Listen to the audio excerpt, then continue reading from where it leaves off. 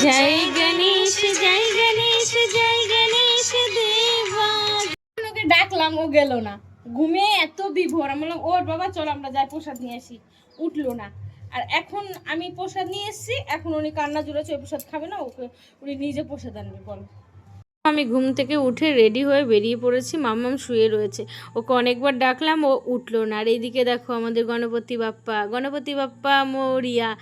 তো সবাইকে ভালো রাখুক গণপতি বাপ্পা, এটাই চাই, সবাই ভালো থাকুক সুস্থ থাকুক। আর সবার আগে উনি যেন ভালো থাকে, উনি ভালো থাকলে আমরা ভালো থাকবো, তাই তো। তারপরে দেখো আমি নিয়ে নিলাম ভোগ নিয়ে বাড়ি চলে আসলাম।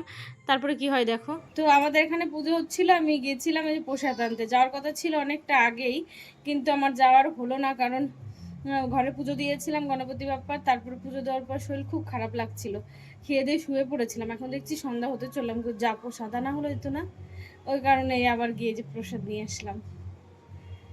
যাই হোক চলো প্রসাদটা খাওয়া যাক, যেহেতু ঠাকুরের ভোগ। তো ওকে ডাকলাম, ও গেল না, ঘুমিয়ে এত বিভোর। আমি বললাম ওর বাবা চলো আমরা যাই প্রসাদ নিয়ে আসি, উঠলো না। আর এখন আমি প্রসাদ নিয়ে এসেছি, এখন উনি কান্না জুড়েছে, ওই প্রসাদ খাবে না, ওকে উনি নিজে প্রসাদ আনবে। বলো। এখন আবার যেতে হবে, এক জায়গায় বারবার যেতে ভালো লাগে না, ওর জন্য এখন যেতে হবে। ওনার এখন বায়না, তখন কতবার ডাকলাম পূর্বা ওঠো চলো প্রসাদ আনতে যাচ্ছি। বাবা শুনিসনি? না শুনিসনি। এদিকে দেখো ম্যাডাম রেডি হয়ে গেছে, রেডি হয়ে এখন বেরোবে। তারপর আমাকে দেখাচ্ছে ওখানে কি, আমি বললাম কিচ্ছু না চলো তুমি। তারপরে ম্যাডামের অবস্থা দেখো, ত্রিং ব্রিং স্প্রিং, মানে সে কথায় বলে না স্পিড কি দেখো না, তাড়াতাড়ি যেতে হবে তাড়াতাড়ি। মাম্মা প্রচুর লোক, আমাকে তো কী হয়েছে, এখানে প্রচুর লোক প্রতি বছরই হয়, এই পুজোটা প্রতি বছর এখানে হয়। আর রাস্তা দিয়ে যারা যায়, মানে যত ভক্তগণ আছে প্রত্যেককে প্রসাদ বিতরণ করা হয়। তো এদিকে মামামের হাতে প্রসাদ দিয়ে দিয়েছে, তারপর আমাকে বলছিল না তুমি, বললাম না আমি তো একটু আগেই নিয়ে গেলাম, কতবার নেব, তুমি সবাইকে দাও, আমি নেব না।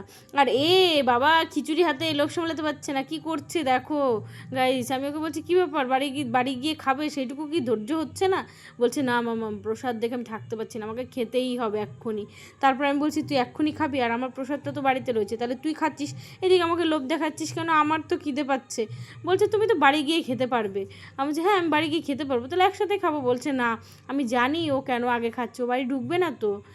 যাওয়ার সময় এই সামনে একটা ভাই আছে, তো ভাইয়ের মা ওকে ডেকেছে, বলছে পূর্বা তাড়াতাড়ি আসবি, ভাইয়ের সাথে খেলা করবি। ওই কারণে খুব স্পিডও খাচ্ছে, গিয়ে ভাইয়ের সাথে খেলা করতে হবে।